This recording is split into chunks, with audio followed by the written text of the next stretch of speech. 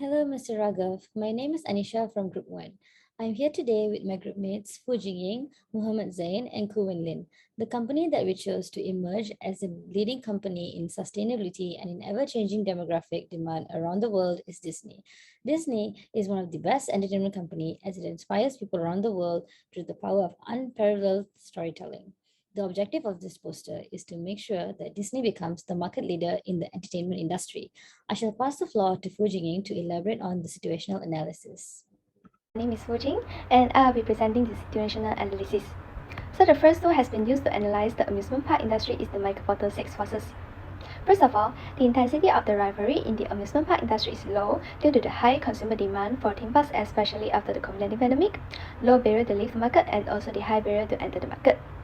And this industry also has a low risk of entry by potential competitors because it requires a high amount of cost to establish a theme park, which is not always affordable by every company. The bargaining power of both suppliers and buyers are also relatively high. Changing a supplier in this industry is impractical because different parks provide unique services and it may involve a significant cost. Even though the services are different, but the price for every theme park charges almost the same. So buyers may be price sensitive, so promotion may encourage them to visit the theme parks. And based on the research, 30% of tickets to the amusement park are sold at a discount price. So it indicated the high bargaining power of buyers. The threat of substitutes for this industry is moderate, as customers may have a possibility to switch brands when there is some unexpected situation such as the promotion. And lastly, the complementary products for the amusement park industry are air flight, hotel stays, food, and souvenirs. So when the prices of all these complementary products decrease, the demand of the amusement park will increase. Next is the internal factor evaluation. The strength of the Disney are wide and unique portfolio which has a score of 0.8, strong brand reputation and recognition around the world which has a score of 0.8, and the effective advertisement with a score of 0.4.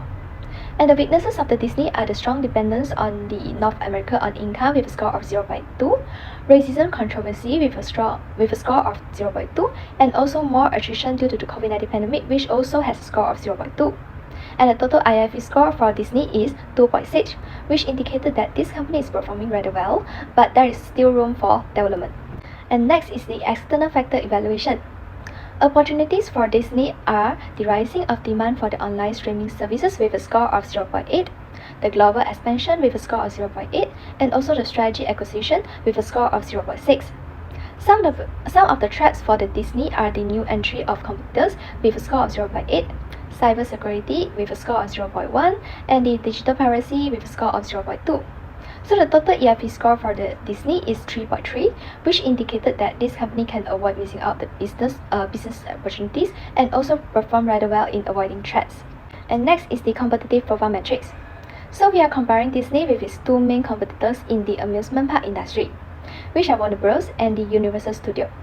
So based on the graph, Disney has the highest score for all the 5 success factors with a total score of 3.8, while Warner Bros. Has a total score of 3.0, and Universal Studio has a slightly better score than Warner Bros., which is 3.2. So in conclusion, Disney is the strongest player in its industry with better safety and security policy, higher brand reputation, better employee and leadership, greater customer loyalty, and also the wider strategy acquisition compared to other competitors. And next, I'll pass the floor to Wen Lin to present the key problems and the objectives. Hi, my name is Solid. Now I'm going to continue the problems as well as the objective development. Firstly, according to this Ishikawa diagram, the first problem with Disney is Disney Plus operates at a loss. 4 factors can be used to explain the causes of these problems, which are users, product, software, and environment. Firstly, users of Disney Plus doesn't use the subscription continuously as they don't understand the subscription benefit. Also, the users' onboarding problems might be the main causes to this issue is when customers first experience the product.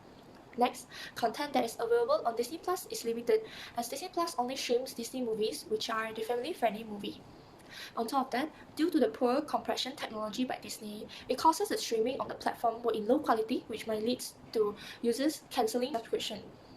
The threat of digital piracy may also affect the revenue of Disney Plus, as many shows and movies that offered by Disney Plus are available on many free websites. Next, the higher loss was contributed to Disney increased spending on programming, content creation, marketing, and technology. The software is secure problems such as cybersecurity causes the subscribers to distrust the subscription. Also, the cancellation of subscribers might also due to the complexity of the Disney Plus installation on TV.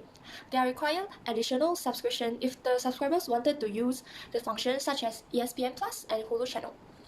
For the environmental factors, parents that becoming more anti-technology might cancel the subscription for their kids.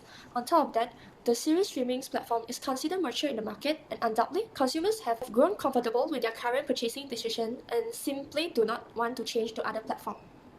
Since Disney Plus was established later than its competitors, such as Amazon Prime and Netflix, it might cause a loss of potential customers. An objective has been developed to combat with these problems, which is to increase the number of subscription to 250 million new subscribers on Disney Plus by the end of 2024. Next, the second problem, which is also the most recent problem Disney faces, is Disney loses autonomy in Florida. Disney, the company itself, political, employees, and environmental factors has contributed to the causes of this problem. Disney get involved in this problem as Disney opposes the new state law limiting the teaching of LGBTQ issues in schools, also known as the Don't Say Gay law. Additionally, Disney also calls for political donation in the state as it re-evaluates its approach to advocacy. One of this initiative done by Disney, the Governor Ron DeSantis launched an attack against Disney, which dissolved Reed Creek Improvement District and withdraw the Disney self-governance power in Florida. Meanwhile, Disney also experienced a clash between the Walt Disney Company and Florida, and the cast members who are meant to move to Florida caught in the middle. The political climate of Florida causes the employees to hesitate on the decision of relocation to move from California to Florida. Lastly, Disney losing autonomy in Florida causes an impact on the local taxpayers. The legislation of dissolving the exemption of taxes will punish the local taxpayers more than Disney. Hence, an objective has developed to this issue is to make Disney increase their brand reputation by 50% by the end of 2024. And now I will pass the presentation floor to Anisha. Thank you, Khoo Wen Lin. I'm Anisha here again.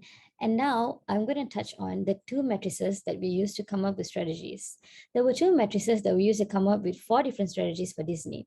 Let's start off with the IE matrix. The IE matrix was used to come up with strategies as it measures the total internal factor evaluation score, which is 2.6, along with the external factor evaluation score, which is 3.3. Therefore, Disney falls under the second quadrant, which is the grow and build category, where Disney would have to come up with product development, market penetration, and market development strategies. However, the GE matrix was also used to determine how Disney would allocate resources, as the GE matrix allows more flexibility. The GE matrix allows us to measure Disney as a whole because Disney has many different platforms. They have amusement parks, they have a streaming platform, they have a lot of things going on in the company. So by observing Disney as a whole, the strategy in which Disney should engage in more public donation events for CSR purposes falls under the selectivity and earnings box. With this, there were 4 different QSPM strategies we were used to analyze it, such as to provide educational platforms on Disney Plus, to improve quality of services on Disney Plus, and to engage more in public donations for CSR purposes, and also to be one step ahead of its competitors. Out of the 4 strategies, the highest 2 were to provide educational platforms on Disney Plus with a total sum of attractiveness of 3.6, and to engage in more CSR activities with a total sum of attractiveness at 3.4. And that's why we chose these 2, because these 2 have the highest 2 scores. And that's all from me. I shall pass the floor to Mohammad Zain to begin on the Gantt chart. Hello, my name is Mohammad Zain, and I am going to talk about Gantt chart. We have 2 strategies in this Gantt chart that will help Disney to achieve its objective at the end of 2024. The period for these activities will start from 3rd quarter of 2022 and will finish at the end of 2024. We have multiple activities under each strategy that will help Disney to achieve its objective, and we have evaluation that will be done at the end of each strategy to see the outcomes and align it with the objective that will bring success to the organization. Moving on, I will talk about the possible issues that can happen or occur to these activities and the solution for those issues as well. Number 1 possible solution is selection of new producer and construction of educational platform And the solution to this problem is hiring skillful producer to construct an educational platform. Number two, possible issue is cost and measuring the impact of CSR activities. And the solution to this is minimize cost where possible and seek recognition for CSR activities. Number three is insufficient time to research and test the right technology. And the possible solution is estimate time correctly and use a test management tool. That is it from our group. Thank you.